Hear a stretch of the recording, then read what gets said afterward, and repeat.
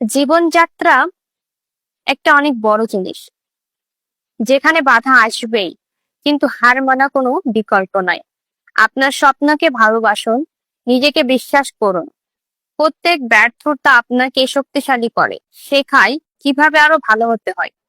সফলতা পেতে হলে চেষ্টা থামাবেন না। আজকের পরিশ্রম আগামী দিনে সাফল্যের বীজ বপন। ছোট ছোট ধাপেই বড় পরিবর্তন আসে।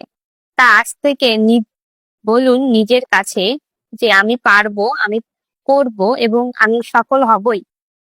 আপনার ভেতর অশেষ শক্তি আছে, কেবল তাকে জাগিয়ে তুলতে হবে। চলুন শুরু করি আজ থেকে, কোনো ভয় ছাড়াই। আপনি পারবেন। আর জীবনে সফল হতে গেলে লোকলজ্জা, ভয়, এগুলা ত্যাগ করতে হবে। ধন্যবাদ সবাইকে। আসসালামু আলাইকুম।